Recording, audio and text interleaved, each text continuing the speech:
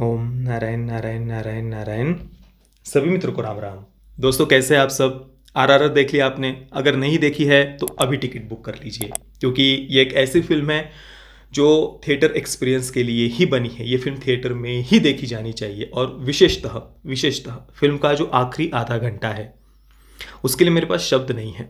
मैं कल थिएटर से बाहर आते ही जो मैंने क्विक रिव्यू अपलोड किया था, तभी मैंने कहा था कि भाई वो आखिरी आधा घंटा 24 कैरेट गोल्ड है, खरा सोना है, और उसे आप बिल्कुल भी मिस नहीं कर सकते। वो आपको थिएटर में ही देखना चाहिए, थिएटर एक्सपीरियंस के लिए ही वो बना है। और देखिए, अभी हम इस वीडियो में मेरे IMAX एक्सपीरियंस के बारे में, 2D वर्सेस 3D के बारे में हम बात करने वाले हैं। हिंदी डबिंग के बारे में हम बात करने वाले हैं। कल सुबह जब मैंने क्विक रिव्यू अपलोड किया था थिएटर से ही, वैसे उसे क्विक रिव्यू क्या कहूँ, लगभग फुल रिव्यू ही हो गया था। मैं थोड़ा सा बोलना चाह रहा था, पर बोलते बोलते लगभग 9 साढ़े 9 मिनट का वीडियो हो गया था। फिर भी मैंने उसमें भी कुछ बातें कट कर दी थी। वीडियो तो 10 मिनट से भी बड़ा था, पर थोड़ा सा मैंने ट्रिम कर दिया था। तो काफ़ी सारी बातें हमने कल ही वैसे कर ली थी। पर अभी जो बातें मुझसे छूट गई थी उसे मैं यहाँ पर कवर करूँगा। IMAX एक्सपीरियंस के बारे में बताऊँगा, 2D वर्सेस 3D के बारे में बताऊँगा, और हिंदी डबिंग के बारे में हम बात करने वाले हैं।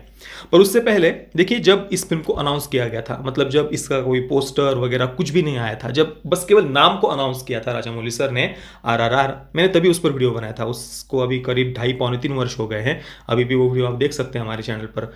उस वीडियो में मैंने जिस बात पर सबसे ज़्यादा जोर दिया था, अभी भी आप मेरा वो वीडियो देखिए, वो यही बात थी कि भाई हमारे जो जनजातीय समूह है, जो आदिवासी भाई है, या जो गरीब और किसान जो समाज है, उन्होंने हमारे देश की स्वतंत्रता के लिए, विदेशी आक्रांताओं से लड़ने के लिए उन्होंने जो बलिदान दिया है, उसे कभी भी वामपंथी इतिहासकारों ने देश के सामने आने ही नहीं दिया। और वो आना सबसे ज़्यादा आवश्यक है, क्योंकि इन्हीं वामपंथी इतिहासकारों ने, जो ब्रिटिशों ने यहाँ पर झूठा इतिहास अपने एजुकेशन सिस्टम के माध्यम से हमें पढ़ाया, उसी को वामपंथी इतिहासकारों ने जो कंटिन्यू किया, जो हमें जात पात में लड़ाने का काम वामपंथी इतिहासकारों ने किया, झूठा इतिहास पढ़ाकर, जो ब्रिटिशों ने यहाँ पर झूठी आर्यन इन्वेजन थियरी लाई थी, ये इन सब बातों से हमें बस तोड़ने का काम किया है वामपंथी इतिहासकारों ने।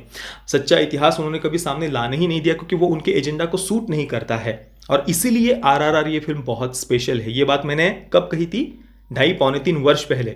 उस वीडियो में मैंने कोमाराम भीम जी के बारे में, अल्लूरी सीताराम राजू जी के बारे में, संत रविदास जी के बारे में, भगवान बिरसा मुंडा जी के बारे में काफ़ी सारी हमने बात की थी।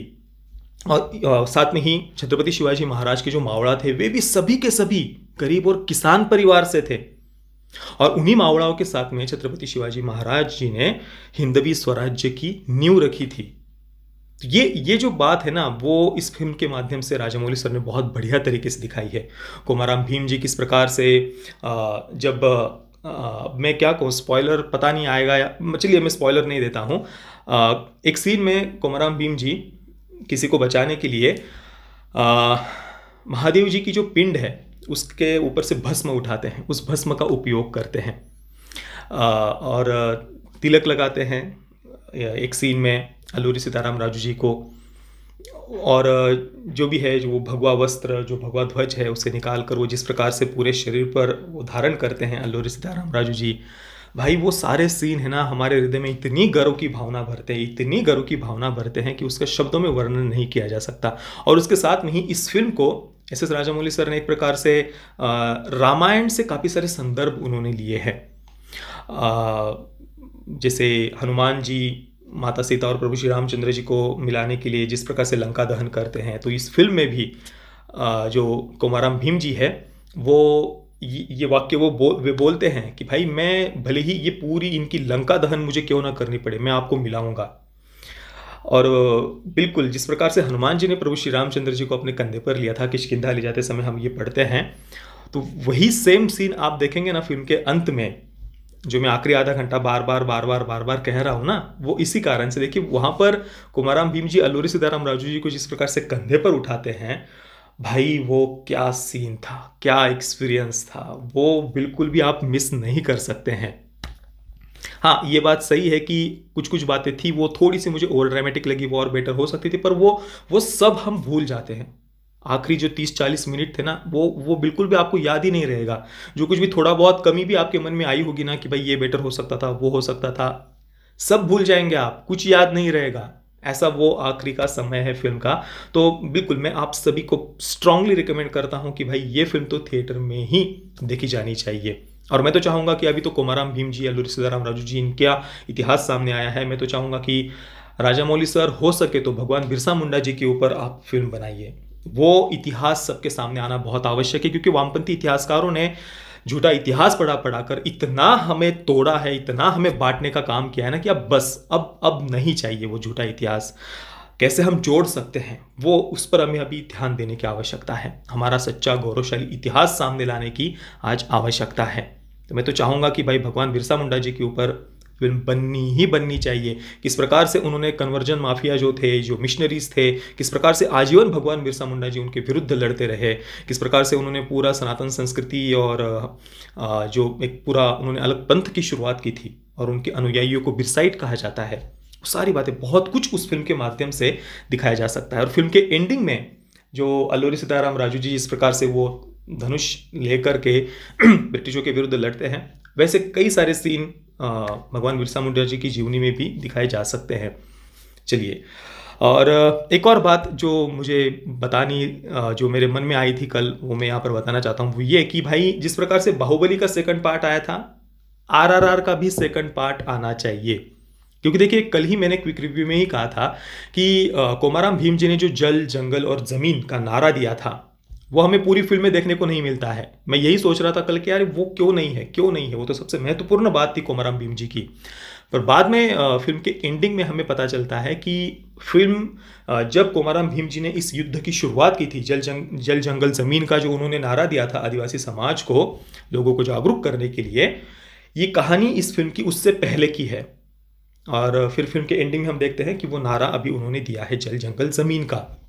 और अल्लूरी सीताराम राजू जी भी जब उन्होंने संन्यास लिया था, तो शायद अभी फिल्म के एंडिंग में जो हम देखते हैं कि उन्होंने पूरे एक सन्यासी के भगवा वस्त्र धारण किए हैं, एक प्रकार से रामावतार में हम वहाँ पर उन्हें देखते हैं।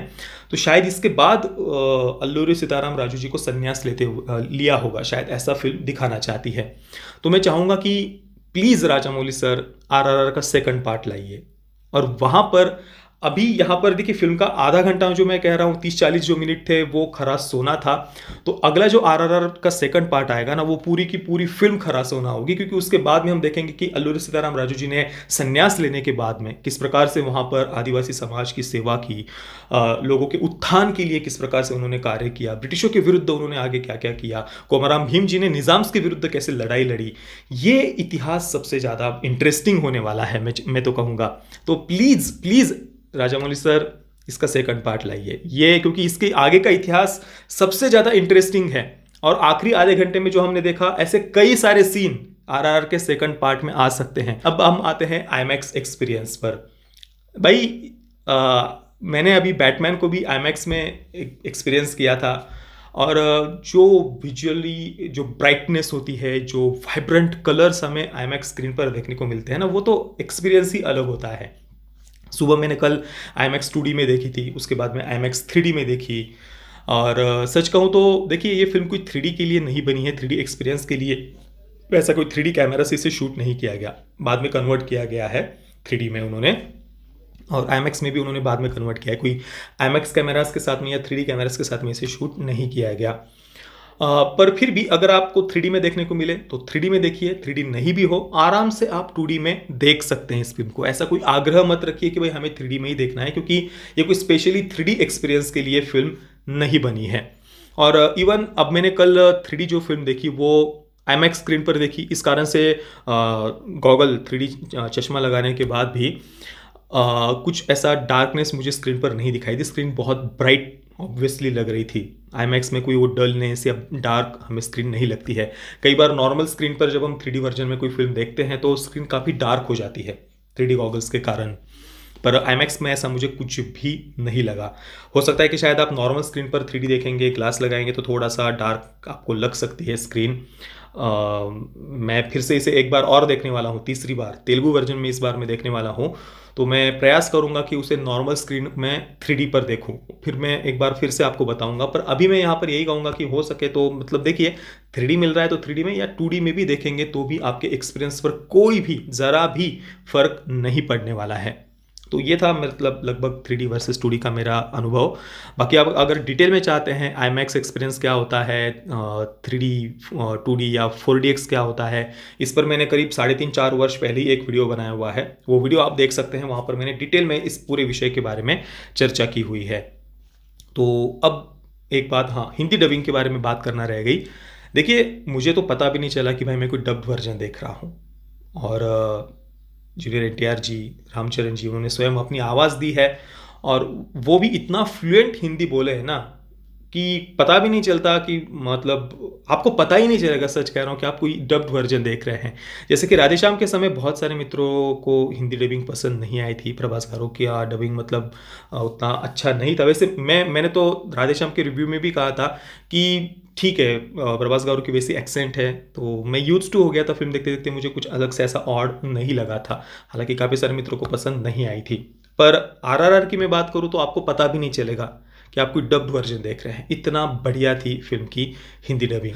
तो IMAX एक्सपीरियंस हो गया, 2D वर्सेस 3D हो गया, हिंदी डबिंग हो गई, और सेकंड पार्ट चाहिए हमें, ये मुझे बताना था, वो भी मैंने आपको बता दिया है। बाकी हमारे जो जनजातीय समूह है, आदिवासी भाई है, गरीब या किसान जो समाज है, उनके बलिदान के बारे में, शौर्य और पराक्रम के बारे में यहाँ से एक शुरुआत हुई है RRR के माध्यम से, जो मैं चाहूँगा कि आगे भी कंटिन्यू रहे। आगे और भी ऐसी काफ़ी सारी कहानियाँ बताई जा सकती है। जैसे कि मैंने आपको शुरुआत में भगवान बिरसा मुंडा जी के बारे में बताया, या छत्रपति शिवाजी महाराज के मावड़ा, कुंवरराम भीम जी, अल्लूरी सीताराम राजू जी, इन्हीं की तरह एक पाइका क्रांति के ऊपर भी फिल्म बन सकती है। पाइका क्रांति, बख्शी जगबंधु जी, उन्होंने भी, वो भी किसान समाज से ही थे, और उन्होंने किस प्रकार से ब्रिटिशों के विरुद्ध ये क्रांति पुकारी थी, इस पर पूरा एक इसी प्रकार की, इसी थीम की, इसी लेवल की, इसी बजट की फिल्म बन सकती है।